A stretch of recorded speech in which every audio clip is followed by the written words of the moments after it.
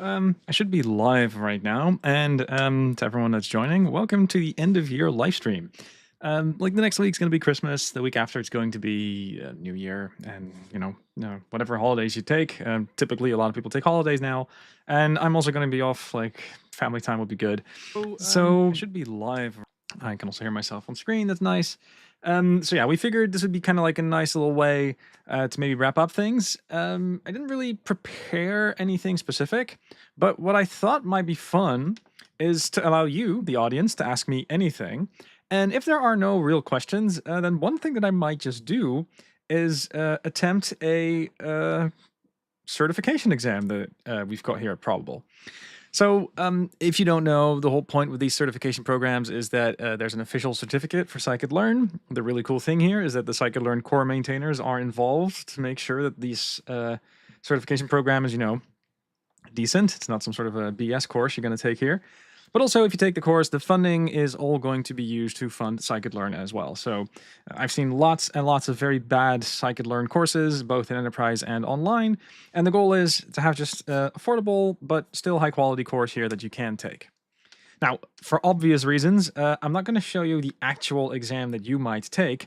A colleague of mine prepared a mock exam, so that might be something fun to do today if there are no questions that are going to be popping in. But yeah, there's a bunch of people watching now online. I'm going to give you all like a moment to ask me anything if you feel like, and if there's no questions, then we're just going to watch Vincent do a certification exam live. And part of the goal here is also so people can watch this and they can kind of observe what the environment is like, and that this can kind of hopefully also remove some doubts that people might have on how this program will run. But just so people are aware, this is the interface. It, definitely kind of looks like this.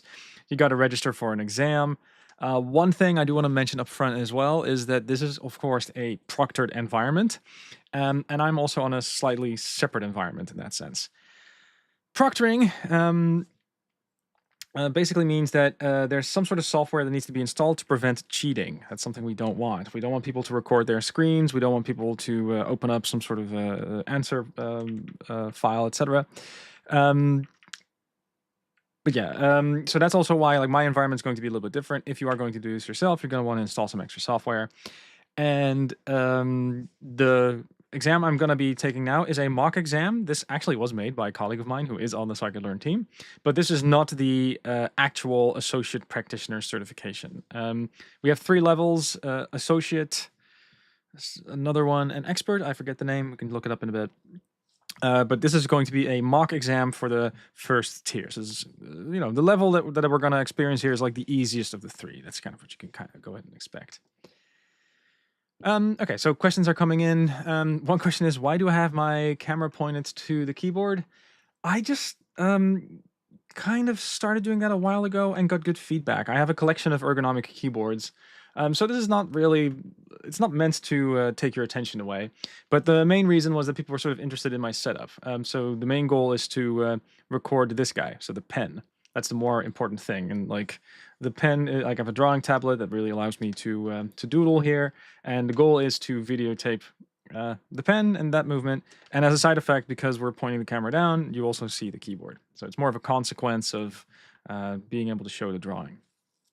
But anyway, people are not asking me in-depth Scikit-learn questions, which is totally fine. So I'm going to go ahead and click launch here so people can kind of see what the environment is like. Right. So these are the first instructions that you get. I can kind of scroll the right way so people can see. So there's also a dark mode button over here. Like my face is kind of in front of it that you can click. But if people really want to, they can also do dark mode. But the test hasn't started yet. But what you do see is just some advice. And if you're going to be taking this exam yourself, I do recommend you read it, because there's a couple of good hints here.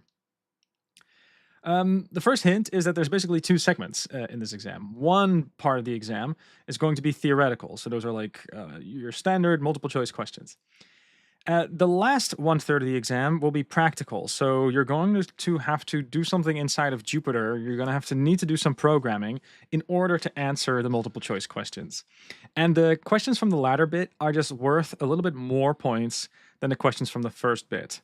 So a good strategy could be to see if you can answer all the multiple choice questions first, such that you just have plenty of wiggle room and time for the programming segment. It's like a small hint that's sort of implied here. Another thing that's also good to know is that there are two kinds of multiple choice questions. There are the kinds of questions that have one and only one answer, and there are also the questions where there are two or more, um, or like one or more, I should say.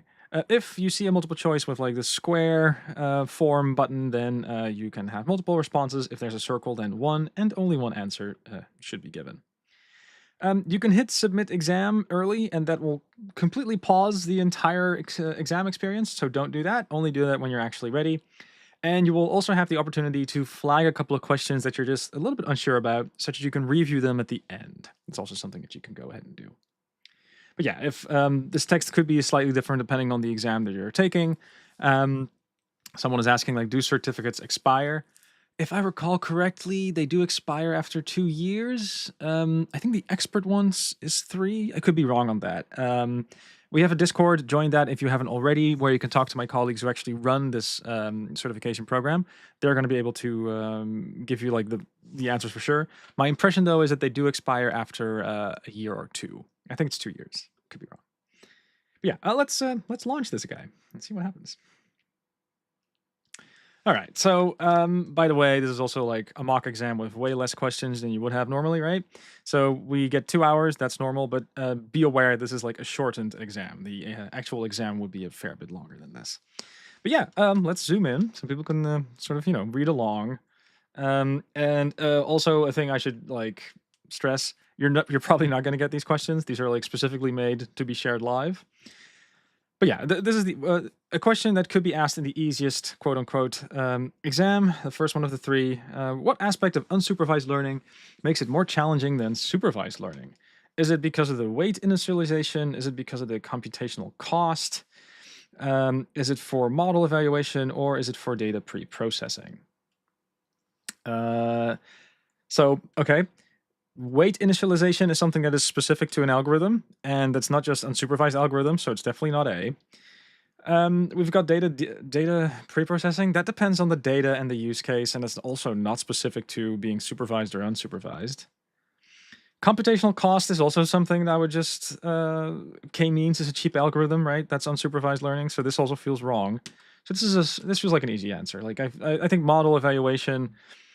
Yeah, so if only because I think these 3 answers don't make sense. I also think that model evaluation in the end is a lot trickier with unsupervised learning, mainly because if you're doing supervised stuff, you've got a label, so then it's pretty easy to come up with some sort of metric that tells me how well your model's doing. But in unsupervised learning land, that's actually a fair bit trickier, so I'm pretty confident about this answer. So yeah. Okay, so that was like an example of a single answer multiple choice question. This is one where you can definitely have more than one. I do see people asking questions. I'm just going to answer those real quick. What packages do you use for probabilistic graphical models? Mostly PyMC3. I have written some custom software as well, but PyMC3 is what I've done whenever I do probabilistic stuff. And someone is asking, is scikit-learn's backend C and C++? It isn't. I think there's some Python in there, but it's mainly built on top of NumPy and SciPy. That's where most of the heavy lifting is happening. And inside of NumPy and SciPy, I think there might be some C in there, but it's mainly built on top of like BLOS and like so really, really old school numerical programming systems, which I believe could be wrong, but I think some of those things were written in Fortran even. Could be wrong. But there's no C++ anywhere. The main thing that scikit-learn does, if it does anything specific, I think is just Python. Could be wrong on that, but I believe that's the main thing. But okay, this is another question. How is tabular data organized? Well, a column represents a sample and a row represents a feature. That's not right. A column represents a feature and a row represents a sample. That feels more appropriate. The target variable is represented by a row. No, it's a column. Okay, so again, feels like a pretty easy question, this one. Note, in this particular case, it is telling me that there are exactly 2 responses in this particular question. Sometimes you will get a hint like this, but in general, if there are these square answer selectors, there's at least one, but there could be multiple ones. Okay, next. Someone is asking me, what is your favorite data frame library? It is no, like I'm a Polars fanboy, for sure. I don't mind using pandas now, but it does kind of feel like Polars is sort of the more modern thing to do. It also has some nice streaming stuff in it. I will admit, I actually wrote my own data frame library at my previous employer. I do want to just mention that I actually had a use case for it. So at some point, I was dealing with it's called Lazy Lines is the name of that library. It's kind of like a data frame, but it's all meant as like JSON-L. So it's basically a generator with dictionaries in it. And that can be super duper nested. And although Polars has pretty good support for nested stuff, I have found this one interesting edge case when dealing with Spacey that I actually ended up writing my own data frame library. It's not the hardest thing if you just take a simple data structure and just have some methods around it. But yeah, if I were to introduce a data frame library at a client or something, I would just start Polars. Polars is great. I know the maintainers a bit. They're cool people. Anyway, third question. Assume that we have a data set where each line describes a company. Which of the following columns should be considered meaningful numerical features to train a machine learning to classify the companies? All right.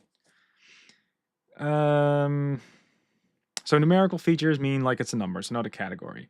So I think profits of the last quarter feels kind of right. The sector of activity feels kind of wrong because that's a category, so that's not numeric. Total number of employees, okay, feels like a number. And then we've got phone number of the headquarters, and that's actually more like a categorical thing.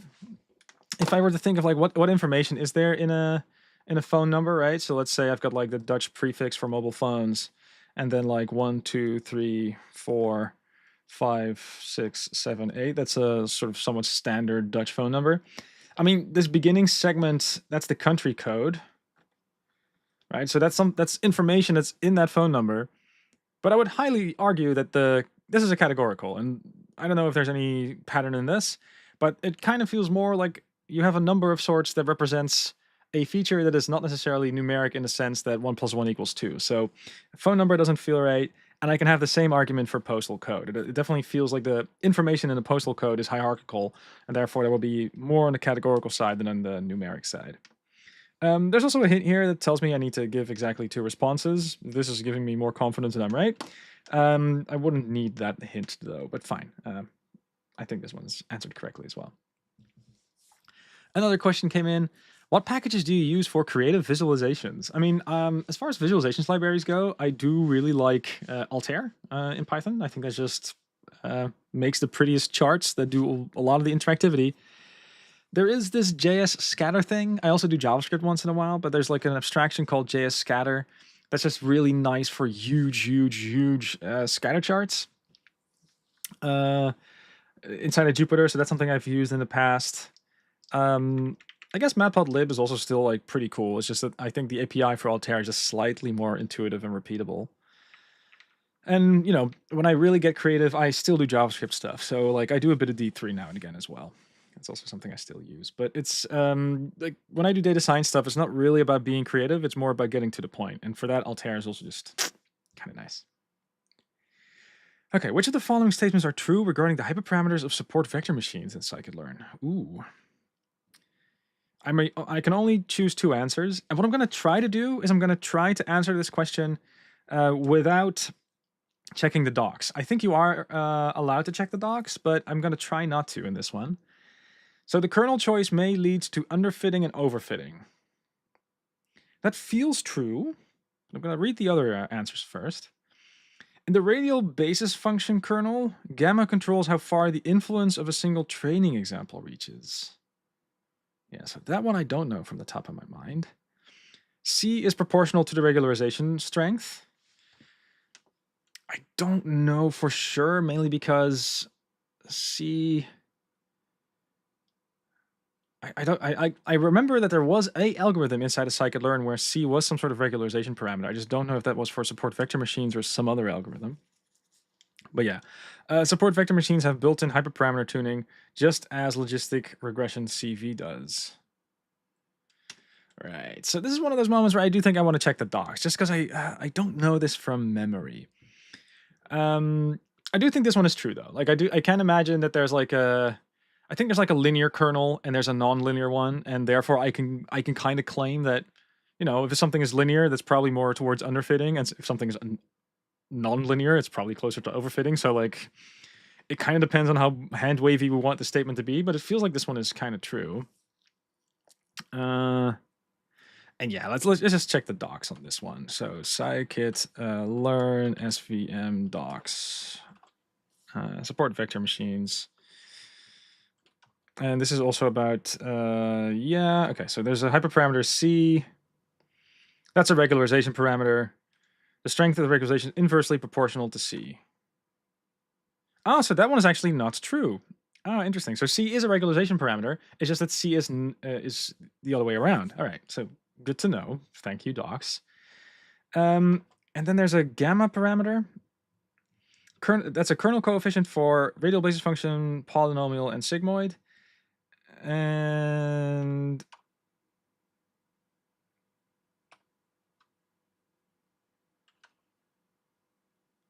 okay, so then I guess so it feels like that one can be true. I just want to make sure if there's like a hyperparameter CV object thing. And it seems that that's not in. I can't see one when I just look at this guy over here. So okay, it feels like this is the right answer. This feels like one of those answers that I would have probably. Yeah, so if you use the scikit-learn docs before, this is an easy answer to give. But if you haven't used it, doing this from memory is actually kind of hard. So I'm gonna hit next now. Ah, this is a fun one. This is one with plots that I got to interpret, which is really cool.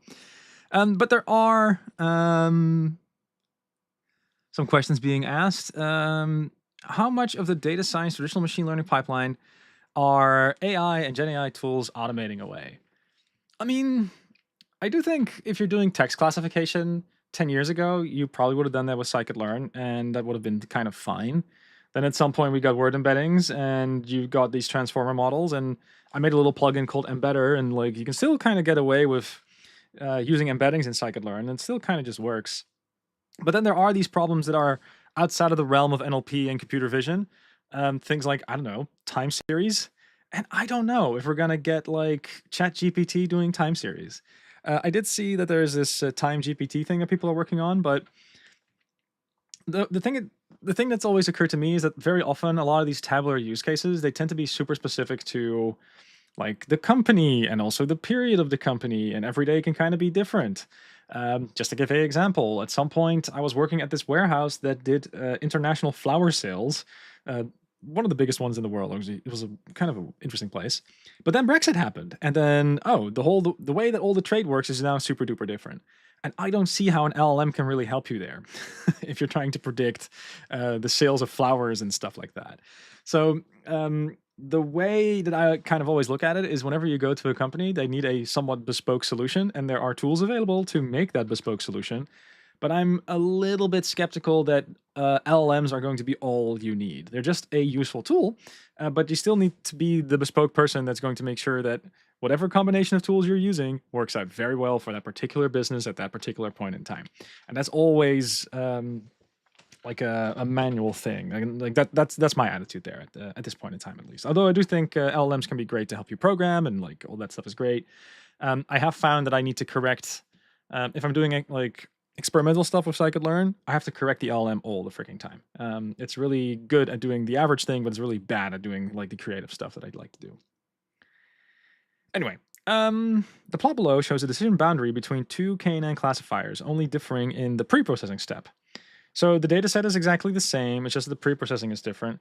And you can kind of smell right away that something with scaling is happening here, because there's this one axis over here that's like, it starts at 400, ends at like 1,000 something, and this other axis over here has like a very small distance, so we're totally going to overfit on this one axis if we do k nearest neighbors, unless we do some scaling.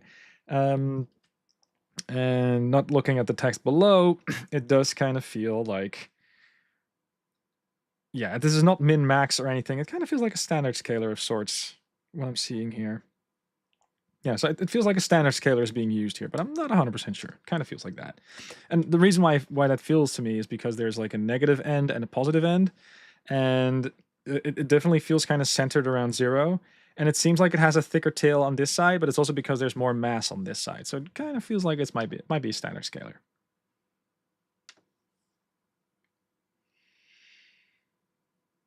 Okay, so what is happening here? So either the situation could be that A uses pass-through with no scaling whatsoever, and B uses a standard scalar with default parameters. That feels like it could be correct. A uses min-max scalar and B uses standard scalar. I mean, I could be wrong, but I think min-max, doesn't that scale between like 0 and 1? I'll just double check that.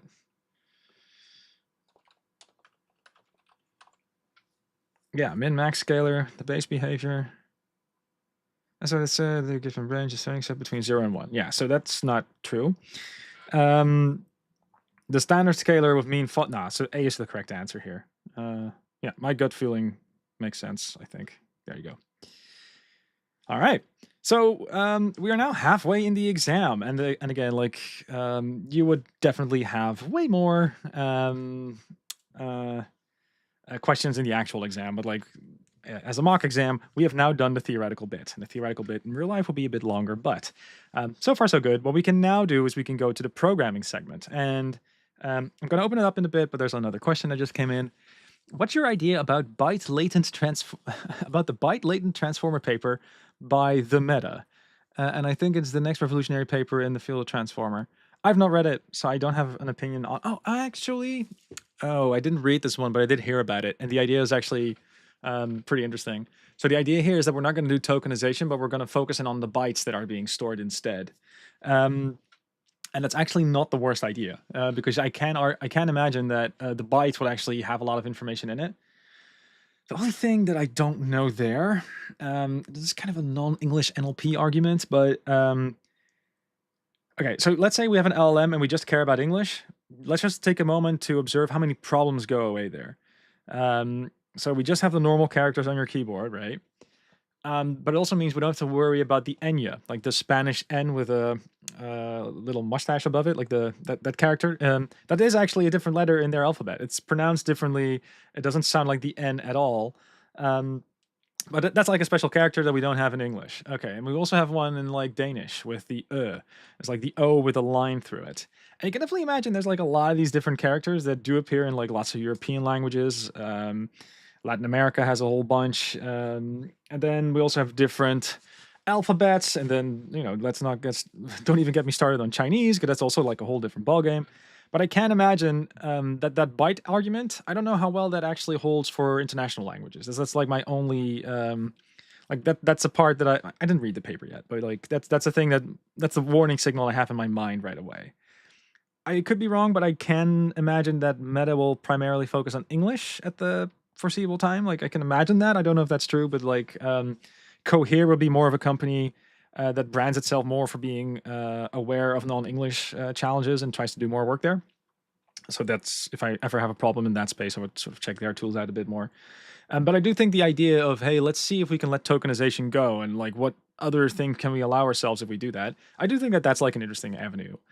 If only because I'm always a little bit afraid that we get stuck in sort of the same kind of thinking over and over and over again. And it's just kind of nice to give yourself some more creative freedom. And what I do tend to see from that paper is that Meta has basically allowed themselves that. So that that feels like cool stuff. Back to the exam though. Okay, so there's this moment in the exam where you're gonna have to do some programming, and we were thinking like, oh, maybe we can start up a backend server and then you can write your own Python code. And then very quickly we realized like, people can run arbitrary code. That's like a security nightmare. So we don't want to do that. So instead, what we've opted to use is this thing called Jupyter Lab. And is this like one of those moments where the demo breaks live? It might be, actually. Oh, click here to continue. Oh, I need to log in again. All right. That is slightly annoying, but it might have been some hiccup. My assessments. Yeah, I was in this mock exam. Let's launch that. Yeah, launch. Okay. So I think there's some sort of network hiccup. One thing that I am pleased to see is that I'm back, and the time remaining is at the right spot, so that's good. Let's see if I can launch Jupyter Lite now. Let's remove full screen. There we go. don't know what that was about, but I'm in. Okay, so this is a Jupyter environment, but the thing that's kind of interesting about this Jupyter environment is that it's actually running fully in the front end. And that's a little bit different. So the way that this works is that there is this thing called WASM, Web Assembly. Don't know what the M stands for. If someone knows, please let me know. But basically, this is kind of like its own runtime. And typically what you could do is you can write Rust, you can compile that to WASM, and suddenly you've got functions in the front end that are like super duper quick. But what someone actually ended up managing to be able to do is they managed to get some sort of a Python runtime working on top of WASM. And then someone also got pip to work inside of that Python runtime. And then someone basically figured, hey, we can maybe wrap all of this into something called JuPyLite. I think that's the name. I think that's the name of the project. But it means that we're running Python inside of WASM inside of your front end. So that removes all the security stuff that we have to worry about, which is great. But there are a few downsides, which is that if I take a library like Polars, for example, Polars is written in Rust. And typically, if you want to run Rust, you have to compile that towards some sort of operating system or some sort of mode. So there's a separate distribution for Linux for Polars, and there's a separate distribution for Mac OS. And there's also a separate distribution for the Intel machines, and there's another one for the ARM machines, and it depends on the architecture, and you got to compile all these things with Rust. Big, big, big, big, big. Long story short, Polars does not export to WASM just yet because of Rust. So there are a couple of these packages that simply will not run in the front end for now, which also means that if you're going to be taking this proctored exam, you are, at this point in time, somewhat forced to also know a little bit about pandas. Trust me when I say that a lot of us over here at Probable would love to support Polars, but until we have that WASM thing supported and that this is, going to compile, and that's the thing that we need to be installable. So, long story short, unfortunately, you're not going to be able to use Polars, but we are going to try and use pandas. There might be some programming things you got to do with the data frame, so you're going to want to use pandas for that. So with that introduction out of the way, it seems that I got to open up a file called hotel bookings. So let's do that. There we are. The following notebook contains a guided project to answer some of the hands-on questions. This is a certification exam. We do not have access to your code. It's only the output that's being evaluated. Yes, that's actually good to mention. So you're going to want to write some code with this notebook, but we're not going to check your code, really. It's just that you need to write code in order to give the right answer to a question that's below over here. That's the way that it's going to happen in the exam. So you're going to need to write code, but it's not like the code that you actually write is something that we get on our side. So it's just something to keep in the back of your mind. It's also like, I think you can't be careful with saving and expecting the notebook to be around, because this is all happening in the front end, really. Anyway, apparently this notebook will have some sort of a Seaborn chart shown at some point. So you have to do this pip install thing. This takes a small while. But I was playing around with this last night, I think. So let's see. The first question, as this stuff is loading, is select the correct answer from the following proposals. So we have some sort of hotel bookings data set. The task is to predict the is cancelled column. All right, this is the is cancelled column. That's kind of what it looks like. And then we have to figure out what kind of a problem is this. Well, I can just spot that. This is binary classification. Whether or not there's a hotel booking that's being canceled. I mean, I could do the, like, theoretically, I should do like the is cancelled thing, right? Select the column and then get all the unique values out. That's the thing I should actually do. But in this particular case, I'm willing to bet this is just classification. So that's just fine. All right. This is a bit slow. So let's just restart the kernel there, see what's happening. So the kernel's now restarted. If I just do 1 plus 1. Yeah, so something slow is happening there. Let's just start a new notebook. 1 minus 1 or something. Can I get...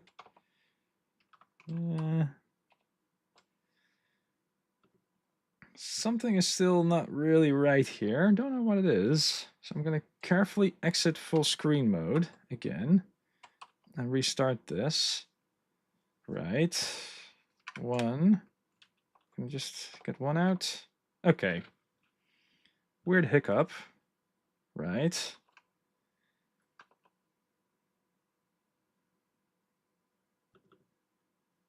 Is there still something running? Yeah, let's close. Let's shut down everything, actually. So apparently there's some kernels running. Let's close everything. Yep. Yeah, discard. Okay. Whenever I have a bug and I really have no idea what's going on, um, nuke from orbit, destroy the whole thing, restart from scratch. That is usually a strategy I like to do. So that's what I'm doing now. We're starting this thing. There's nothing really running. Okay, let's open up a single notebook. If I just have one here, can I get something to return?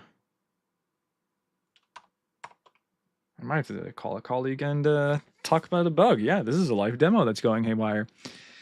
I do see another question, so as I'm waiting here, I'll answer the question that's coming in. Where between all hype and the new fire, agriculture, industrial revolution, electricity, does the new foreseeable AI fail? I mean,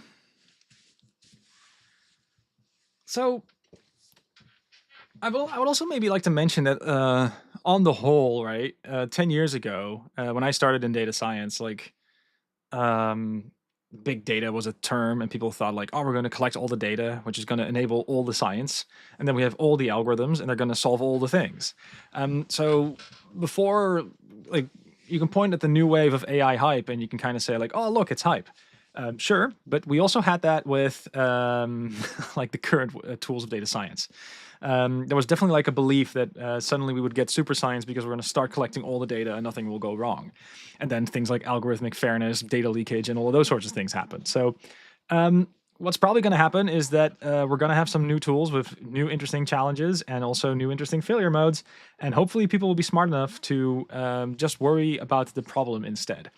I've always had this mantra where if you understand your solution better than your problem, then you're doing it wrong. And I think that's still true even with all these LLM tools. So start by just figuring out what the actual problem is, then try to think if you really need machine learning or AI tools for it. And if you do, and if you can quickly get started with an LLM, that's kind of great. But maybe at some point the LLM turns out to be super duper expensive and all you're doing is just some basic text classification. So then, the LLM can maybe help you get started. But then once you've got your training data, you can just fall back to like a normal classifier. Like that's kind of the phase where I think we are in now, where the LLM is mainly a tool that can really help kickstart. Also with like data annotation stuff, right? Like suppose I've got like 1,000 sentences and I'm looking for programming languages in them. Okay, maybe I can use an LLM to find programming languages in that text beforehand. And sure, the data set will probably have some mistakes in it, but I'll have 1,000 examples. And maybe if I train a lightweight system on that, then I can sort of do some labeling. Oh, okay, I can kind of turn that into a project where I just iterate and make it better and iterate and make it better.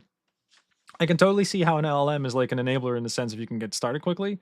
I just don't know if we're really going to LLM the whole thing. I'm not an LLM maximalist, but I'm also not an LLM denier. Like I do think there's useful stuff in there. It's just again, you want to try and understand the problem and then focus on that, and hopefully there's tools around that can kind of help you. Which is not necessarily the case here. Like I'm really having shut it all down, and if I were to run this one now. Yeah, this is just super annoying. So what I'm gonna try and do is apparently there's this hotel bookings data set. Can I download that?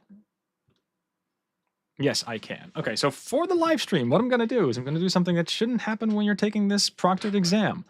But what I'm gonna go ahead and do is I'm just gonna download the data set locally and I'll try to figure it out locally. And this is totally cheating, I know, but that's something I can, I give myself permission to do that now.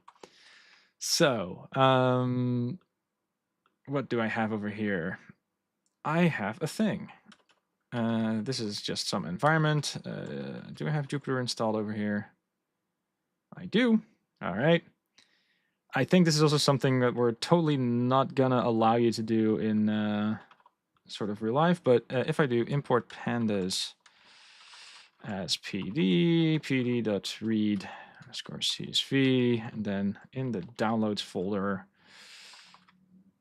hotel bookings, right? Okay, so I have the data frame. Now what's the question? Define a linear model composed of standard scalar followed by linear regression CV. All right, so let's just do that. This is a data frame, lo and behold. From sklearn linear Yeah, linear model, import that thing, and then we have a standard scalar from sklearn pre-processing, import standard scalar. Right, and then I probably want to have a pipeline. Scalar pipeline, import make pipeline. Let's just do that. Make pipeline. Standard scalar in front of it, and then logistic regression CV. Sounds about right. Followed by logistic regression with CS equals NP array. This, all right.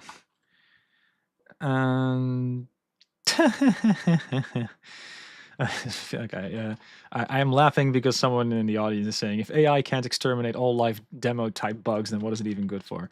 It is good for a lot of other stuff, trust me. And this is definitely the live demo effect. But I am going to have to do something extra now. Let's just import numpy as np. All right, and then it was suggesting there's like a CS thing in here. Yeah, there we go. That's a pipeline. For the moment, we're only going to train on the numerical features corresponding to the integer and floating D types. All right, let's check the data frame.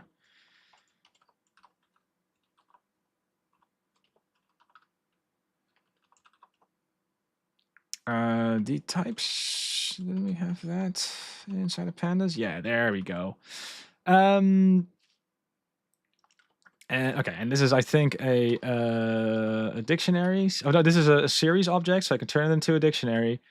And then I should be able to do something like the name, yeah, so the name for a name, comma, type in that thing. And then at the end of the list comprehension, I got to do something like if str, actually, let's just strt. Can I do that quick hack thing where I, oh, right, need to add parentheses around that because that's now a tuple.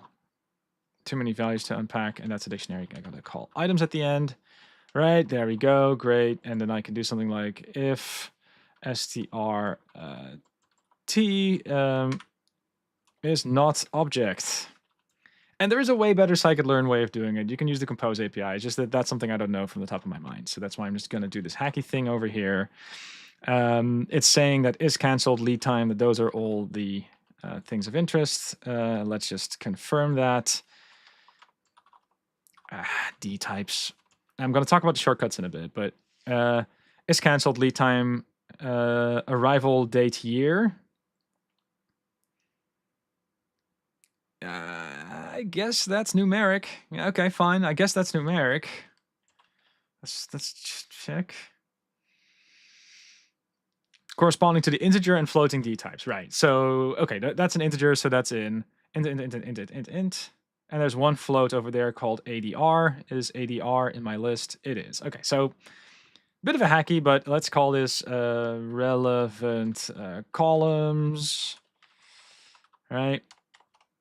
And let's make a machine learning data frame, right?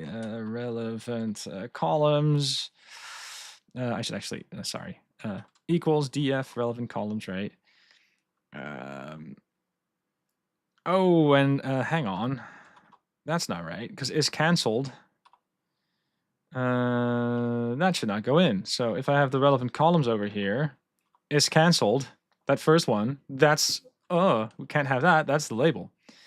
So what I'm going to do is I'm fine with calling this MLDF, but let's actually do this the other way. So let's call it one thing X, and we're going to get the relevant columns. But now name for name in relevant columns. If name is not equal to is canceled, right? And then Y is going to be df it is canceled.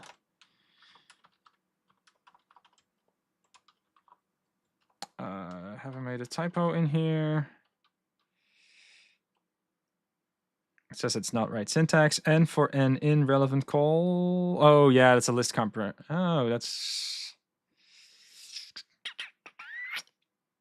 Yeah, let's just do that at the end over here. and n is not is cancelled.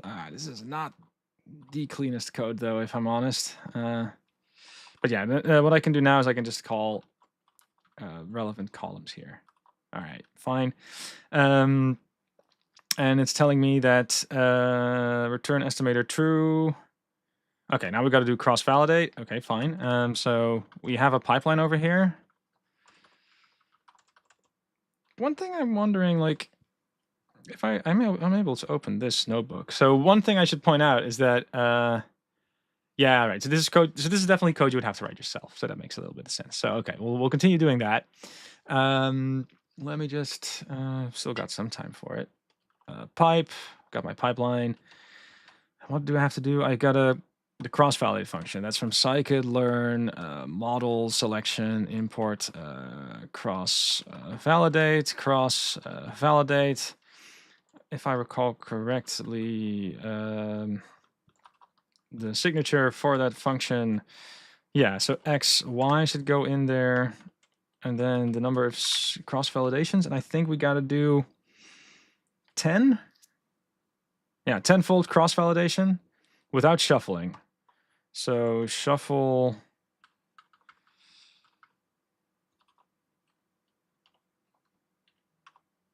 Can I know for sure that we're not shuffling? CV is none.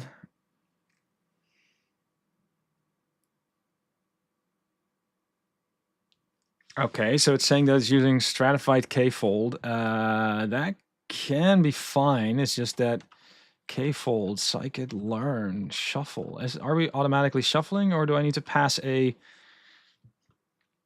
the default for shuffle is false. All right, so I don't have to do anything with that. That's good. But I gotta say return estimator equals true.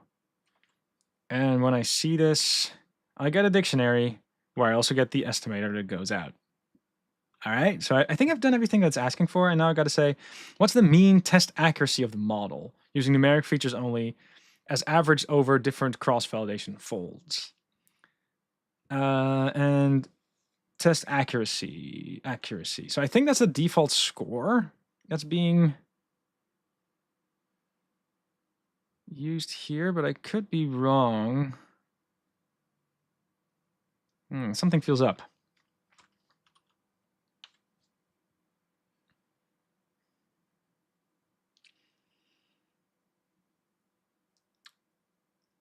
There are 3 different. Okay, the question is coming in. There are 3 different certification exams. Should we only take one of them, or can we try 2 of them? Say intermediate and expert. I mean, what I would do is I would start with the first one, just to get your feet wet. And remember, like, there is a price tag attached to it. So what I would probably do is if you take the first one, you kind of feel, well, gee, that was easy. All right, then you take the next one. You can always determine when you want to pay for the next one yourself. That's not something that we will sort of block in any way or form. It's just that probably start with the first one. And if you feel like, yeah, okay, I got this, then you can kind of move on to the next one.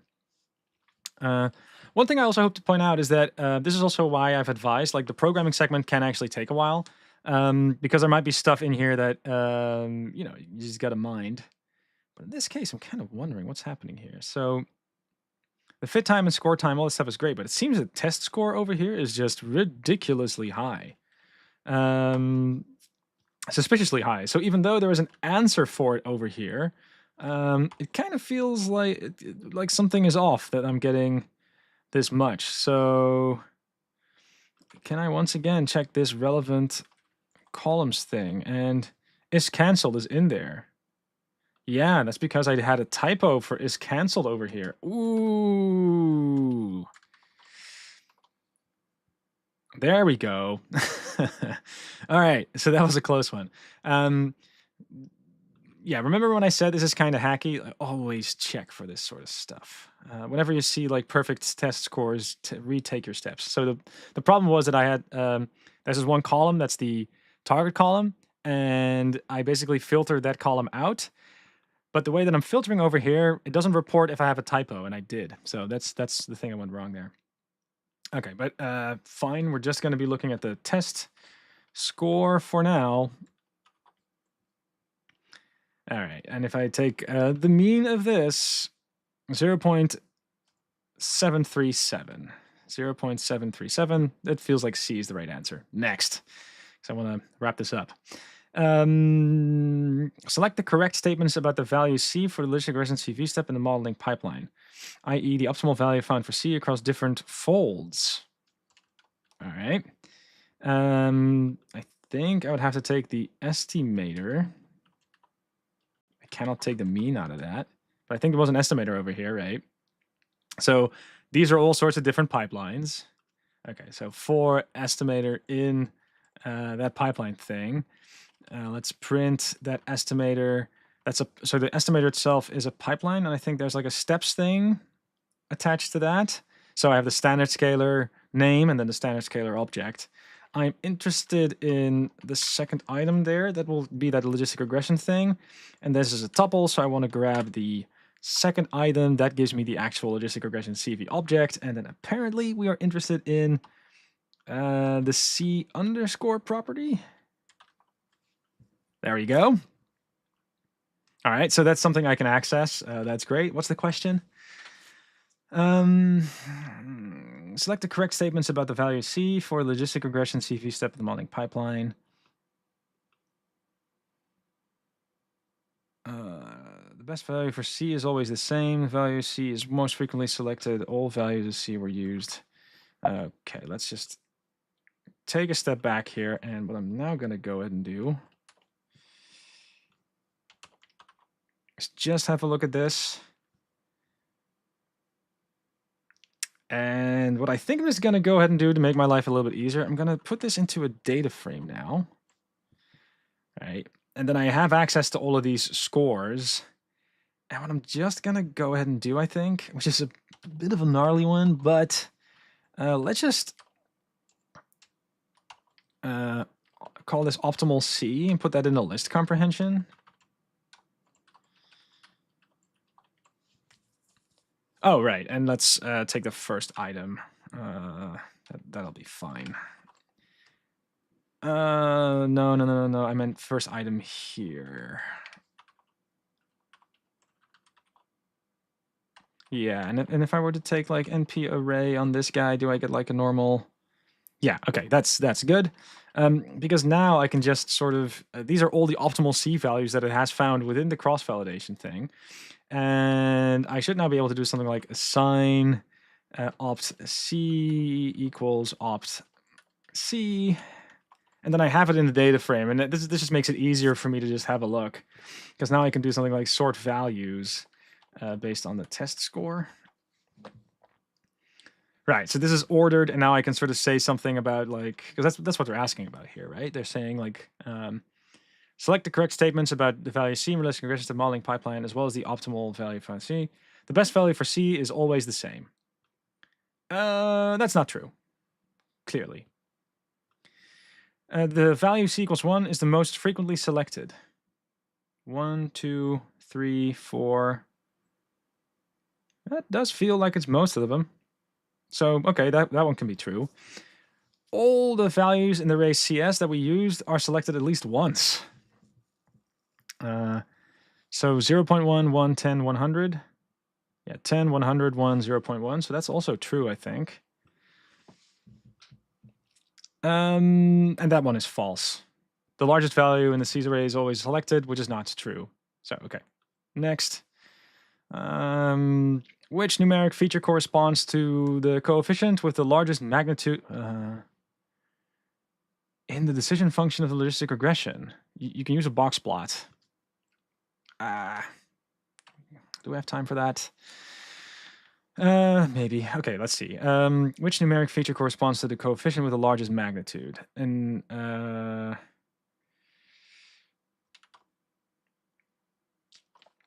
I'm gonna do a bit of a hack actually on this one. So I'm gonna assume that the results that I have for all these logistic regressions, yeah, there's some sort of optimal C thing, and yeah, okay, the regularization can have a bit of an effect, right? So gonna be a bit careful there. But if I would just take the easy route, if I just do this is a bit cheating, right? But if I just take this one pipeline, just to make my life easy, and I kind of do the overfitting thing, what I can then do is I can take that pipeline, I can again look at the steps. I can again do that 1-1 thing such that I can just grab that logistic regression, right? And I think, is there like coefs? Yeah, so these are the coefficients. And there's a magnitude in here, right? And I think that's what they're asking for, like the absolute values of the coefficients. And they're asking which numerical features. So, okay, I need to take the absolute value for V in, and this is two-dimensional. I should be able to do this, right? Yeah, there we go. And because this is Python, I should be able to just zip it. And what I should be able to do is do something like, didn't I have like relevant calls like that? I think I can zip it. Yeah, there we go. And yeah, let's turn that into a list. Why does this not work? Oh, this is two-dimensional. So I need to do something like this, I think. No? Okay, fine. We'll do the data frame thing. If you must. So I had these coefficients.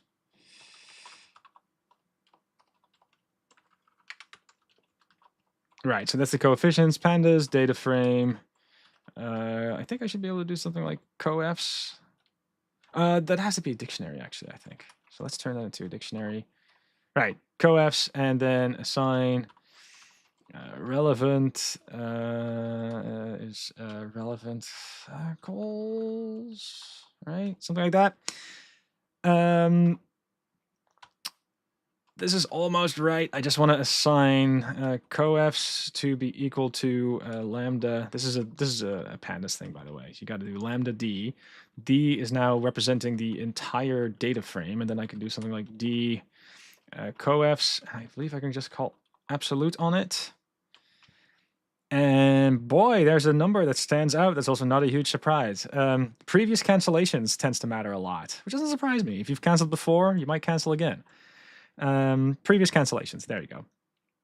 Okay, sweet.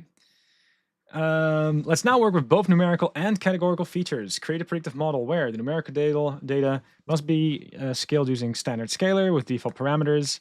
The categorical data must be one-hot encoded. Use the infrequent if exists strategy.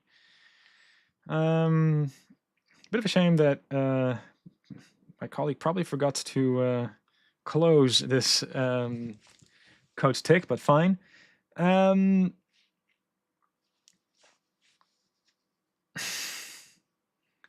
Use the same cross-validation strategy. All right. I mean, let's clean up the code a little bit then. Right. So this is my original pipeline, and I'm just gonna let's just keep this. Let's just keep this around. But I'm gonna make like a pipeline now that just uses the Compose API. So from sklearn.compose import. I always forget the name. I always wrote my own little Compose thing instead. So, but this is in the Compose API. There we go. And then I think make column selector.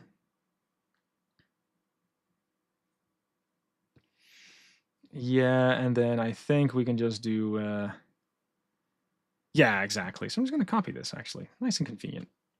Which is also something you would do in real life, by the way. Yeah, oh, sorry. And then from sklearn.compose import make column transformer. Yeah, and then here we're saying let's just do the standard scalar thing. And then let's do the object thing, and that kind of feels all right. And we're saying, what do they want over here? Like the min frequency.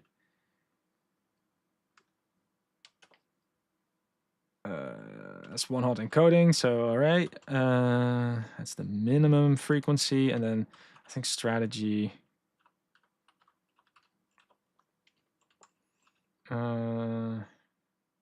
Infrequent if exist.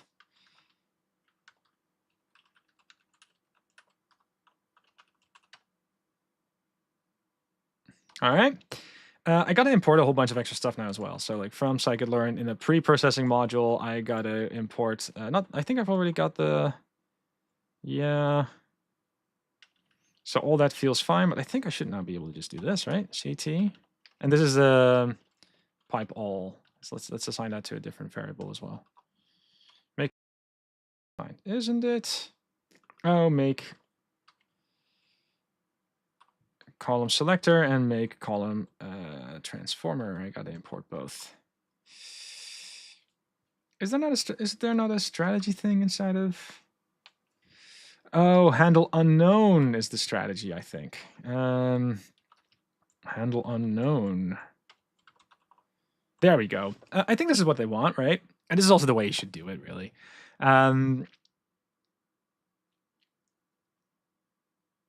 Yeah, and like this is yeah, and let's stop this tomfoolery. So relevant columns is just gonna be this now. Like if n is not is cancelled, then you're like a relevant column. There's another way of doing it, which is just x clean equals df drop, and then is cancelled. That I think this is just kind of cleaner, really. Oh, I didn't drop. Do I have to do column?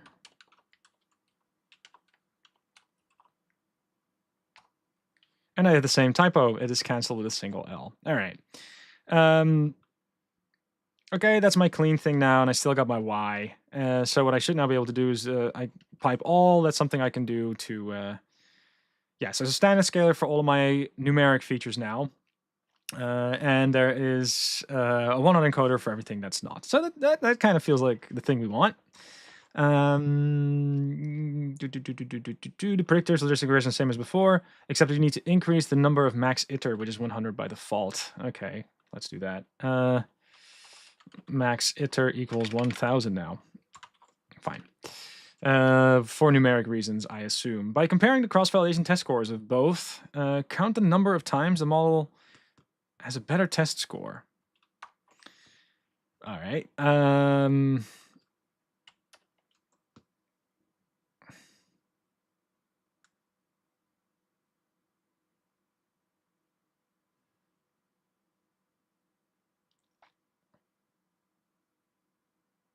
That's an interesting. Okay, there might be multiple ways to answer that question, but let's just start with a simple thing and put pipe all in there together with x clean. And let's just keep it at this for now. So this is going to take a little bit longer, but okay, we've got all these test scores. And I don't know about you, but I think they're all better, just from glancing at this. Because before we were between 0.7 and 0.75-ish, and now we're like above 0.8, which also makes sense because we're using way more features. Yeah, so the model using all features consistently better. Next. Which of the following pairs of features is most impacting the predictions in this new pipeline based on the magnitude of the coefficients? Okay, so I can reuse some of the code I had before. And I will say this is kind of like a nice touch in the sense that, hey, if you write the code cleanly, you would definitely have an easier time. But let me just check what's being answered. Right, so again, I'm going to do the cheaty thing a little bit. So I'm going to do just pipe all. I'm just going to do fit x clean and y here. I'm not going to go through all of these models. I'm just going to train one directly like so. Again, I can call dot steps. And again, in this case, because there's multiple steps, I just go with the last one. That's logistic regression. Let's grab that logistic regression. Let's grab the coefficients. All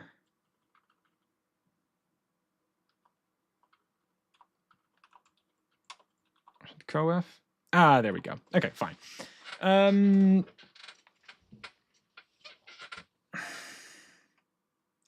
Kind of don't we have feature names now? Maybe let's just put that into this is the estimator. All right, don't we have like feature names out or something these days? That would be nice. Because the thing is, I can no longer map the name of the column to the feature that's being generated, because the one-hot encoder will just generate lots of these one-hot encoded things.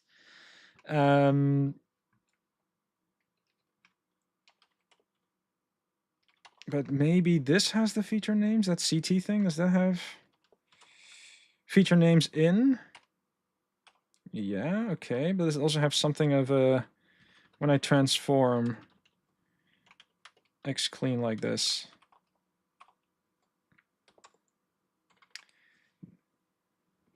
Okay, I think what I gotta do, there is a setting for this inside of scikit-learn. I gotta look that up. So pandas output is I think what I need now.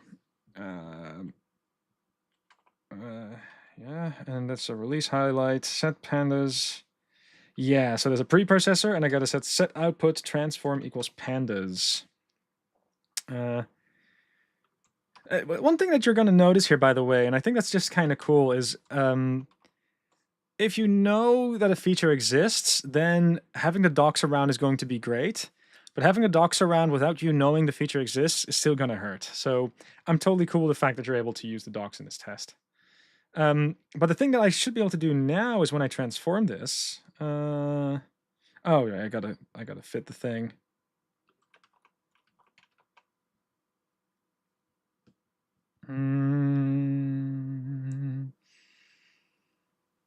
Oh, I gotta set sparse output to false in order to output a pandas data frame. Fine, that's a thing I gotta do in the one-hot encoder. Fine, that makes sense. Pandas does not support sparse output. There we go. And cool. So these are all the different columns, right? And once again, I gotta take the first. I wonder why this is a 2D matrix, actually. I don't know. But okay, I got my coefficients. I got my columns over here. And coef equals, and this will be names equals. Let's put all that in the dictionary. That's cool. And let's put that inside of a pandas data frame. All right. What I got to do now, again, is do the assign thing, the coefficient, lambda d. I'm going to grab that coefficient column. It's called coef, right? Yeah, I'm going to turn it into an absolute value. And then I'm going to sort values, I think you got to do. And then I'm going to do coef.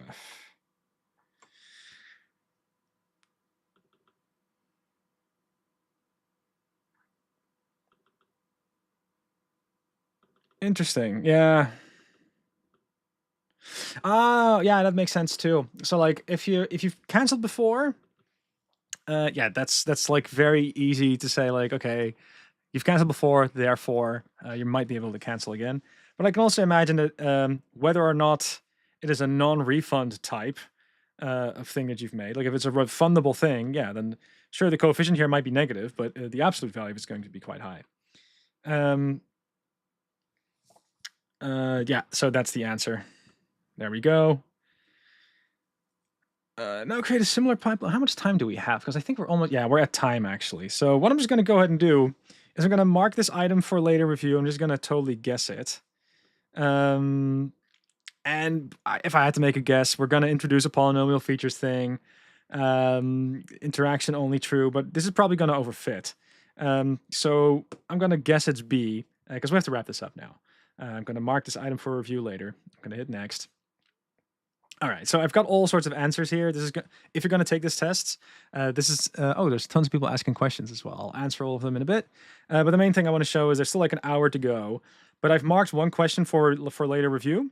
That's something you could do during the exam as well. And then at the end, if there's time, you can go back to questions that you thought you had wrong. But let's submit the exam and see what I got. You're about to submit the exam, and I'll be able to review and modify. Yep. Just want to continue, submit. And I passed. not the biggest surprise. This test did feel pretty doable. But yeah, this is of course the mock exam, right? So this is different than what you would experience. But yeah, I will get ready to showcase my achievement and share it with my network. That's like stuff I can do now. But this is what the certification exam is kind of like. It's I am going to talk to my colleagues about this though, because it feels like there's a bug here that I really think should get fixed. Definitely feel free to ask on our Discord about this. I'm going to talk to my colleagues about it. If there's any doubts that you've got, just let us know. If something like this ever happens, by the way, in your test, we will gladly refund you, fix the problem. Like, don't worry about that. But hopefully this gives you a pretty good impression of what the certification process experience is kind of like. I think the questions in general are pretty doable, especially if you've got access to the docs. A large part of the game is just knowing what stuff is inside of Scikit-learn. If you've been using Scikit-learn for a good year and you've been studying it, I think the associate's degree should be doable. But yeah, like hopefully this is going to help you if you're interested in taking a certification. There's a bunch of interesting questions that are being that are still around, so I'm gonna just answer a few of them real quick. Yeah, that's the one I've answered. There's one from Daniel. For someone who doesn't like front-end programming, what's the simplest to use tool for showcasing ML data science work? I mean, you got to figure out what tool you like. Jupyter is pretty good at showing data science work, right? But I think Marimo also has a lot to offer. I've noticed that I've been using Marimo more and more actually. So that's like, if you haven't seen it, we've done it in a live stream. Marimo is good stuff too. In the end, you can overdo it as far as showcasing data science projects goes. Usually just showing a line chart that demonstrates, yeah, numbers go up. That's sufficient. So yeah, that's the main thing I would sort of focus on. Then someone is saying, will I cover NLP and LLM stuff in the future? I mean, I do some LLM stuff now and again. I can hint that the next podcast episode will be a little bit more about NLP again. But the stuff that I do here over Probable does focus a bit more on Scikit-learn, which in the end also focus a bit more on Tabular. I'm very happy to take a couple of side steps in NLP as far as that's sort of related to Scikit-learn. But yeah, like the bulk of the stuff that I will be discussing here will mainly focus on the Tabular stuff. But you know, we've also interviewed the founder of Continue.dev. So there's like, whenever there's an opportunity where there's like a good link or something I think is relevant, then we'll also do LLM and NLP stuff. I just don't expect it to become the bulk of the stuff that we do anytime soon. When creating a new package, do you have some rules of thumb that you follow? Like, do you start with a design or you just wing it and then refactor? I mean, one exercise I do recommend people do is try to make sure that whatever problem you're solving with a package, like try to solve it on paper before you start writing code. Like that might be advice that I do have. One exercise you could do there is just kind of write down like, what's the API that I want to have for this? Just kind of jot down what the nouns and verbs are. And once you at least mentally can confirm like, oh yeah, this is a nice API, and B, if I want the whole thing to work, then I need these verbs and I need these objects. Okay, yeah, that can kind of be like a nice way to sort of get the ball going. It depends a bit because if you're making a Scikit-learn plugin, it becomes a lot simpler. You just write estimators and you have to make sure that it really integrates well with Scikit-learn. But that's kind of the rule of thumb. I try not to take myself too serious. I've done a lot of these packages before. I just try to get something out there, see if it sticks. But I mainly worry about like the design first. That's the first thing that I typically focus on. The rest is just implementation. Vincent has a cool talk about scaffolding new data science projects. Also, I recommend setting the project with UV init. Yeah, so like UV init is definitely something I recommend. There's a talk I indeed gave like a couple of years ago called untitled12.ipynb. That might be an interesting place to look. But it's a little bit more about like, hey, let's not treat notebooks as junk food. Which I immediately will admit I have kind of been doing a little bit here. Like I really should have just immediately started with this column transformer instead of doing that hacky thing that's error prone with, yeah, it's kind of, let's not do that. But anyway, so I hope this was useful. Definitely follow us on Discord if you're interested in getting certified. If there are any sort of comments about the bug that I just found in the environment, then we will definitely disclose that there. Before going though, there's like one cool thing I just want to mention, and that is that Scikit-learn 1.6 actually came out like a week ago. And if you go to YouTube, maybe I can actually. Do I have Discord open here? Yes, I do. And because I have Discord open, I also have access to the link. There is a official Scikit-learn YouTube channel, and if you go there, you'll see a video of me highlighting the new features that are in Scikit-learn 1.6. There's a bunch of things to look forward to, one of which is GPU support for a couple of things. So definitely check that out if you haven't already. There's like not like super big new major estimators or anything like that, but there's just enough little things that stack up on each other that I do recommend you just it's a 10-minute video and then you're up to date. So do definitely check that out. Again, I said before, check out our Discord and talk to us there. We are going to be back in the new year with lots of other stuff, of course, but I hope this was useful. And there are, oh yeah, and there's like 2 questions that I still need answering. Why do so many top AI researchers and other intellectual heavyweights say AI will be an existential risk? I mean, you're going to have to ask them, but I mean, I cannot speak on behalf of everyone, but I do think it's safe to say that there has been like some AI doomerism, and some of that you can kind of get. Like, there's some arguments of, oh, if I have a little LM that can write programs for me, can it also run the programs for me? And can it then also SSH into other machines? And oh shit, do we have like an LM that can act like a virus now? Like, that's kind of a concern. Similarly, there's LLM stuff like, oh, if I go to an LLM and if I ask it to make a bioweapon, can it give me the recipe on how to do that? If so, that doesn't feel safe. So there's like lots of good concerns there, and there's also like the compute cost that these things have, and like I think it's totally valid that there's concerns, and also with like disinformation campaigns, it's really easy to tell an LLM to pretend to be someone else now, and like how do you defend against that if you're society? I mean, those are all like sort of very good discussions to have. Um, and like so, you can't imagine that some of those risks, if you're a bit pessimistic, can turn existential. Like that, I think that's the discussion that's really happening there. Where exactly you sit on the how concerned should you be is something you should just figure out for yourself, and it's something I cannot answer on behalf of you. Now, there was one question though that I skipped, and that's all around the shortcuts. So, some people might notice that I've been doing lots of shortcuts, especially like if I'm switching tabs. I think on the normal Mac, that's Command Shift and then right bracket. So not like a circular one, just the square one. And then you can switch between tabs real easily. Now, my keyboard here is programmed. So that means that my Shift and my tab and stuff is kind of moved around. The way that my keyboard really works is instead of having a shift key, what I actually have is something that's known as a home row modification. So notice that if I were to like if I keep this button pressed down, then this part of the keyboard turns into like an arrow cluster, so I can sort of move my cursor around. Normally, you would have to pick up your hand and move it around. Now I can just sort of keep it there.